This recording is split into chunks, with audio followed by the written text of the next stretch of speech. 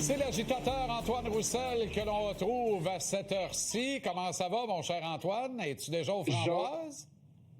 Non, pas framboise au soccer, mon cher Jean-Charles. Écoute, en arrière de toi, il y a tout un match.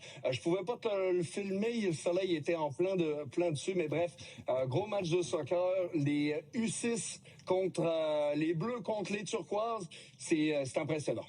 Bon, ben, s'il fait trop soleil, on va mélanger couleurs, le bleu contre turquoise, mais enfin. Alors, avant de parler de la finale de la Coupe Stanley, très relevée d'ailleurs, tu veux absolument parler de la possible candidature de Mike Babcock pour débarquer derrière le banc des Oilers d'Edmonton. Non, mais Jean-Charles, est-ce que j'ai bien entendu la question? Mike Babcock, non, mais tu sais, pour vrai, là, ils peuvent pas nous arriver avec quelque chose d'autre que Mike Babcock sur toute... Non, mais quand j'ai entendu cette rumeur-là, /nouvelle, je me suis tout simplement dit, non, mais ils me niaisent-tu? Ils ont-tu parlé à certains joueurs, ces gars-là? Dans un moment donné, tu évolues dans une nouvelle Ligue nationale où la méthode forte fonctionne plus vraiment, où faut que tu sois capable de gérer les nouvelles générations, où la communication, faut que ça soit un fait d'armes. Toi, en tant qu'organisation, tu penses que c'est une bonne idée d'arriver à parler avec Mike Babcock, le gars qui a embarrassé un gars comme Mitch Marner devant ses coéquipiers en demandant c'est qui il l'a pris dans son bureau, il a demandé c'est qui le pire coéquipier que tu penses dans ton équipe, écris-les sur un papier, un crayon, boum, il lit le papier devant toute la chambre. Non, mais tu penses-tu que c'est une bonne idée, ça? Après ça, Columbus prend le téléphone de tout le monde. Tu vois bien que c'est un gars qui connaît pas ça. Bref, j'ai jamais entendu, Jean-Charles, un vétéran, que ça soit de la vieille école, puis je parle, tu sais, des gars des années 80, là. Tu sais, quand t'es né en 1980, la vieille école. Pas un seul gars, j'ai entendu me dire une bonne affaire à propos de ce gars-là.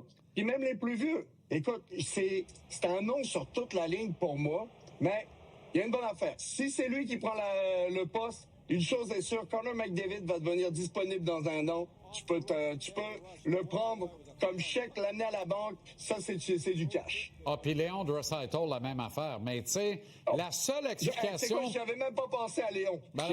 Ça m'avait même pas traversé l'esprit. Il risque de vouloir sortir de là avant McDavid.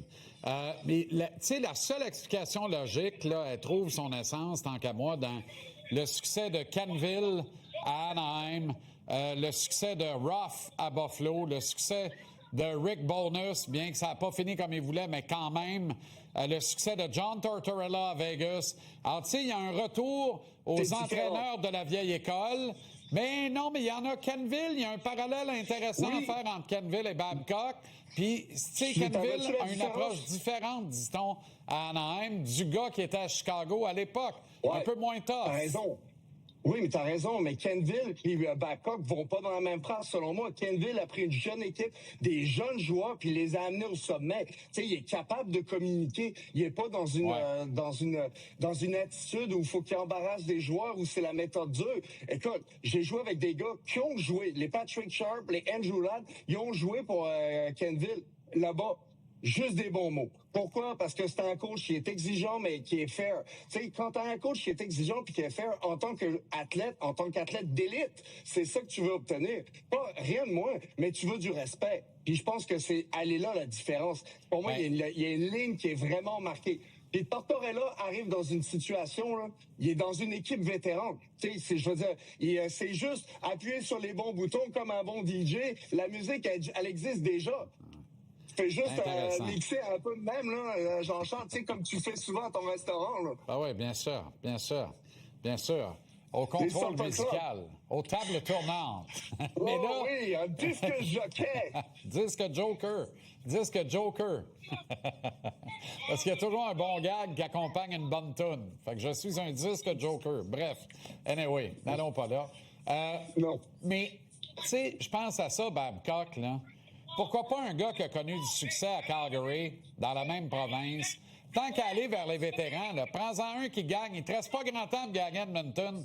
Donne donc un an à Bob Hartley, voir ce qu'il serait capable de faire avec ces gars-là. Tu comprends ce que je veux dire? Tu sais, là, à un moment donné, là... 100%. Tu comprends? Ben oui.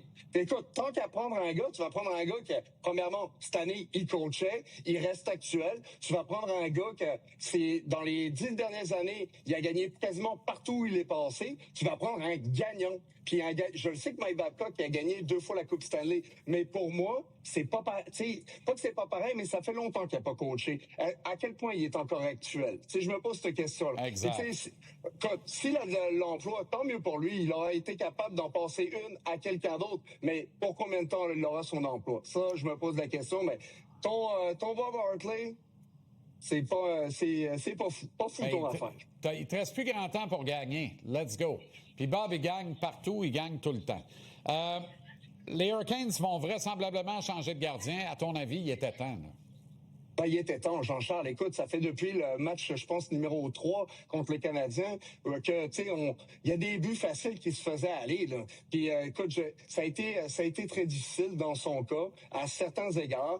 Il a connu des bonnes séries. Maintenant, c'est le temps de changer. Des fois, il faut que tu sois capable de ressentir le moment présent, de savoir où est-ce que tu es rendu pour faire des changements. Puis, le moment présent, il est venu. Je pense que la grosse erreur que pourrait faire Rod Brind'Amour, c'est de pas saisir l'opportunité de faire ce changement-là.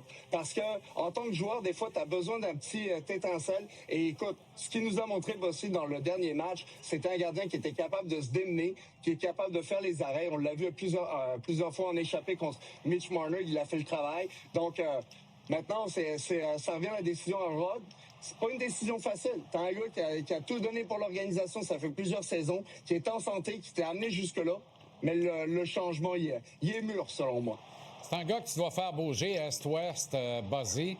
Donc, il faut que l'avantage numérique des Golden Knights se mette en marche résolument dans la rencontre de ce soir.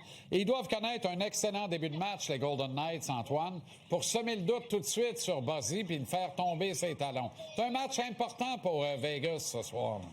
Ben 100%. Puis quand tu joues contre la Caroline, le premier but est toujours important parce que, écoute, c'est là que tu dois faire la différence. C'est là qu'ils se tirent dans le pied s'ils doivent ouvrir le jeu. Vegas sont juste à marquer le premier but et abracadabra, ça va être proche de la coupe, ça. Oui, puis je dis match important pour Vegas. Là, je l'ai entendu s'étouffer dans leur soupe à la maison. Là, mes plus plates excuses. C'est un match important pour Caroline aussi. Mais Vegas peut faire tellement mal aux Hurricanes. Tu veux pas remettre les 100%. Compteurs à zéro pour commencer un 2-3 où tu es obligé d'en jouer 2 en Caroline, notamment. Merci, mon cher Antoine. Excellente soirée. Et bon match. Aux dernières nouvelles, je pense que les Aquas ont pris devant. Et oui, je pars. Salut, Jean-Charles. OK.